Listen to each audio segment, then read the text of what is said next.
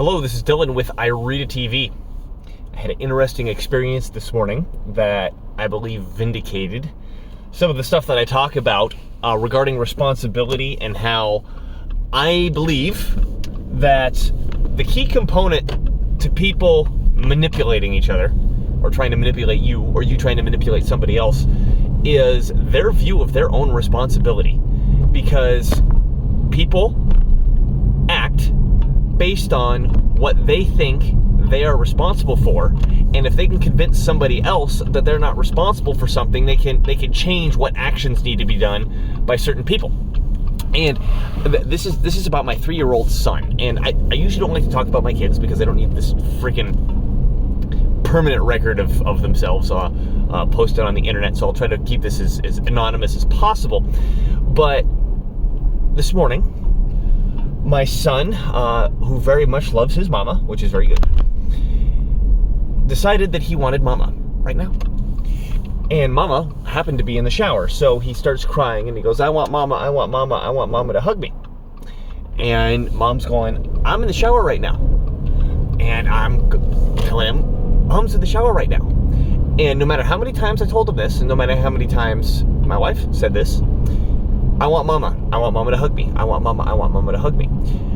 And I switched it on him. I said, what's mama doing?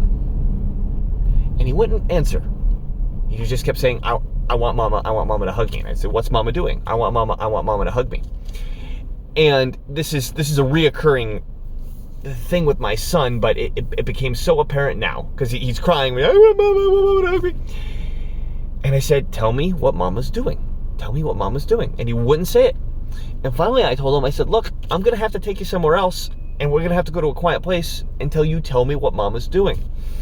And he took a breath and he said, mama's in the shower. And after that, he quit crying and he went off and found something else to do.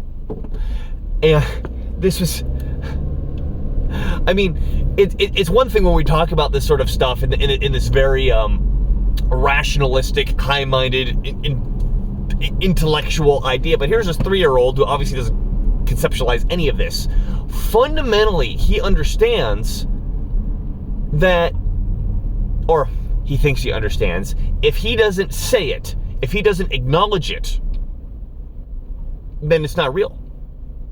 And the moment he says it, then he has to accept the fact that that's real.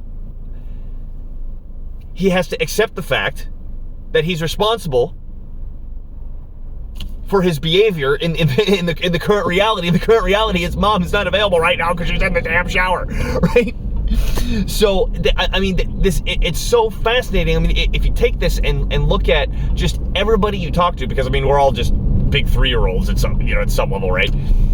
Is when people talk, listen to how they frame their, responsibility for anything or anybody, but particularly themselves. How they frame the responsibility for themselves for where things are happening, and if they frame it around themselves and they're taking responsibility for themselves, how they act versus, is something somebody else's fault, or is something just just denying reality, like my son was trying to do, right? Well, I guess it's not so much he's denying reality as is that he's not interested in accepting it, which I guess might be the same thing.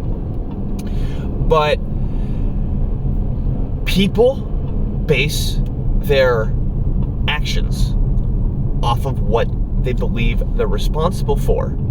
And when they use speech to communicate with other people, they're trying to change what the other people believe they're responsible for. And if they can convince other people that they're not responsible for whatever's going on, then the other people have to do actions to make up for it. Does this make sense? It's like using words, sophistry. We could push around who's actually responsible for something, not in reality, but in the actions that people do, right? So I think if we use words to say the truth,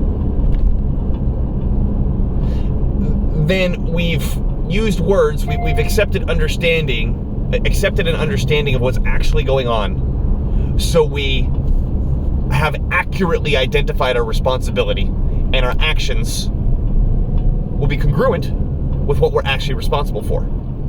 If we don't accept the truth,